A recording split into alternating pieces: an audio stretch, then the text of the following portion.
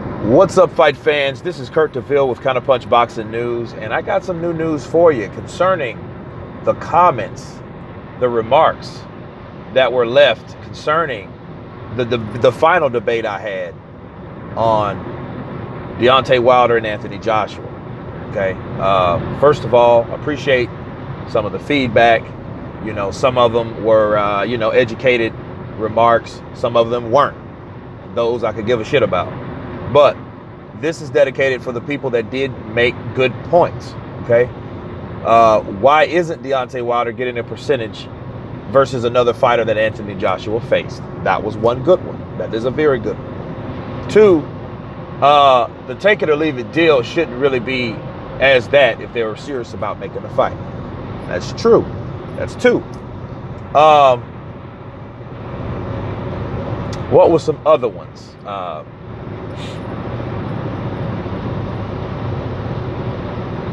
Well, let's start with the two, okay? Because they were all good points. And all of them involved money. Money, you know, these were money issues. This was all business. You know, first off, I'm going to make it known. Deontay Wilder has went on record by saying, hey, I'll fight Anthony Joshua. You know, and I don't care what he gives me. You know what I'm saying?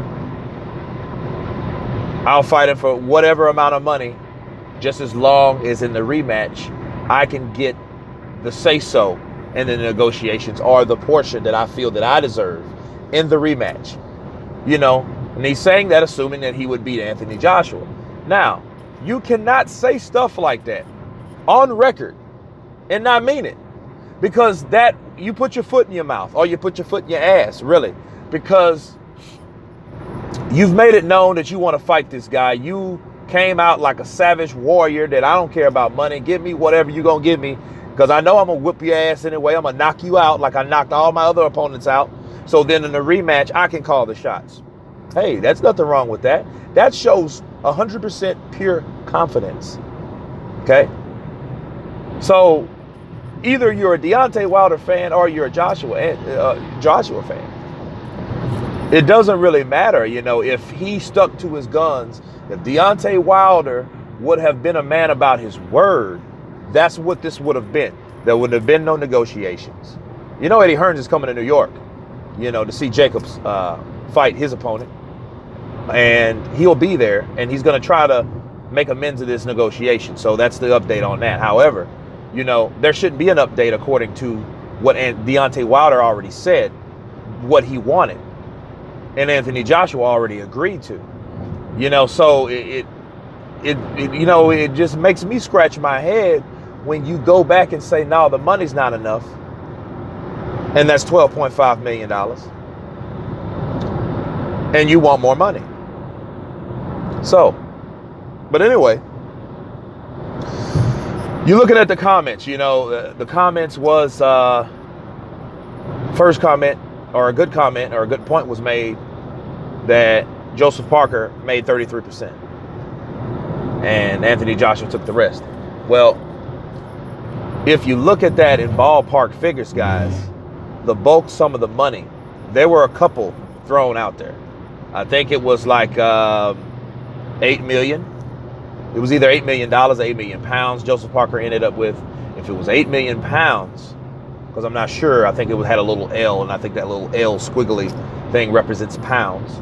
You know, you UK guys would know that, but I think that was 13 million, and that ended up being 33%. So in the grand scheme of things, Deontay's offer was pretty much rounded off to a certain amount, which if they would have gave Deontay Wilder more than that, maybe 14 million instead of 12.5, that would be still over what Joseph Parker was getting.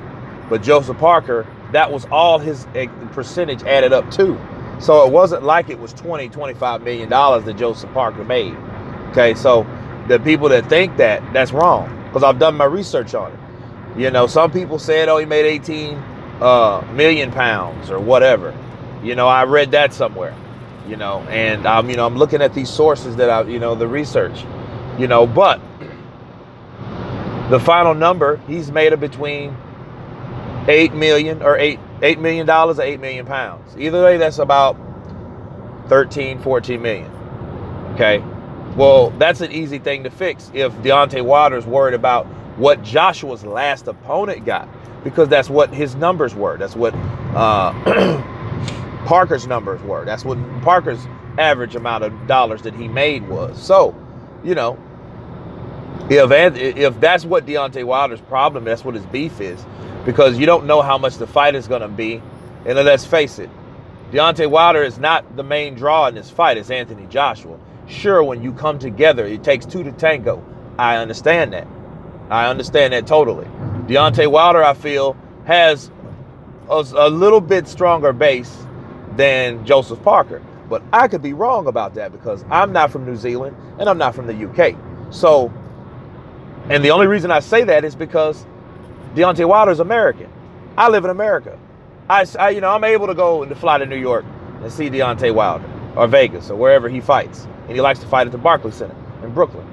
You know, so I hear more about Deontay Wilder than I do about Joseph Parker when Joseph Parker was undefeated and he did have the WBO belt. Okay. So I might be biased. I could be wrong. Joseph Parker might have more credibility, you know, but from on my end, on this side of the pond, it seems like Deontay Wilder should. So if he's complaining about a few $100,000, by God, give him a few $100,000 and let them fight. Let these dudes do what they do. Because Anthony Joshua was adamant that he wants Wilder next. It's Wilder is the one that's holding this up. So people, you please need to understand, it's not a thing about money. And that's not even talking about Carlos Takam or Takam and you know, the Klitschko. Deontay Wilder turned down the Klitschko fight. He turned down $7 million to fight Klitschko. Okay, so this ain't the first time that Deontay Wilder has turned down a bulk of money for a huge fight, you know? And I look at it, you only have to look at that. If a person turns down a fight that he's offered more money than he ever has, I think it's more of him following the Floyd Mayweather mentality of, hey, keep your O so you can always have a bargaining chip with it. Because if he would have went in there and fought Klitschko and got knocked out, we wouldn't even be having this discussion right now. So it is some truth to that. But the truth to the matter is he didn't fight Klitschko, but Anthony Joshua did. You see what I'm saying? Now his credibility is up there because he took the risk at a young age or at a young part of his career. You see what I'm saying? When he beat Klitschko, his stock rose. You know, it was already high, but when he defeated Klitschko, that it kept moving on up. You might say Klitschko had a 2-year layoff, but understand something about the Klitschkos in general. They're always in shape. They're always ready to fight. You ever seen any of the damn Klitschkos with a pot belly? No. I don't think genetically the Klitschkos could have a pot belly. They're just genetically built like that. They're solid, tall, big-boned ass Ukrainian guys, okay? So, you know, Deontay Wilder didn't take that test. He turned that fight down. And it looks like he's going to turn this fight down because I don't really think that he's sure that he can beat Anthony Joshua. I don't think it's money with him. Because if it was money, he would have said money from the get-go, right? He would have said, hey, you know what? I want to get paid. I want to get compensated for it because I'm a prize fighter. Fair is fair. He never said any of that before the fight negotiations started, right? So that's how I look at it, man. Deontay Wilder, he's the only one holding up this fight. You know what I mean? You guys can see it for what it is.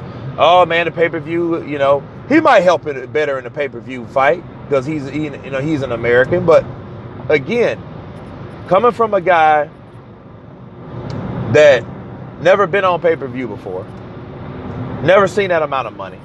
He was offered $12.5 million. And let's look at it in a different perspective. Let's look at it from AJ's perspective because, again, they're the ones that's putting up all the money, right? They're offering this money, not Deontay Wilder. Deontay Wilder is sitting back seeing if he agrees he should take it or not, right? So this is what it is. Okay. What's the difference between Deontay Wilder and Charles Martin to Anthony Joshua? Anthony Joshua sitting back like, okay, I've already beat an American champion. Charles Martin. He had a credible guy under his win. He was undefeated, right? Who did he beat? Glasscoff? Yeah, I mean, it was a weird way he beat him. I mean, it was from an injury.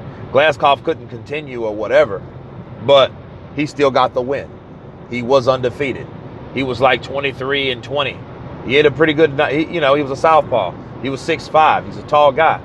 You know what I mean? And he went over there to Britain and took $2 million. Did he bitch about money? No, he didn't. Because he thought, hey, I got a shot. I can knock out Joshua and come back with all the belts. That didn't happen. He went over there and got knocked out in 2 rounds. You know what I'm saying? So, to a guy like Anthony Joshua, every American that just flew over the pond, he didn't beat him. What's so different about Deontay Wilder? Because Deontay Wilder has a belt too. He's never been defeated. Yeah, he's been undefeated longer than Joshua. I know that. However, by what, 6-7 months?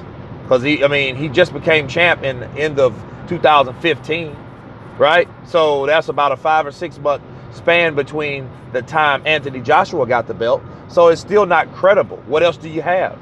You know what I'm saying? He's done that.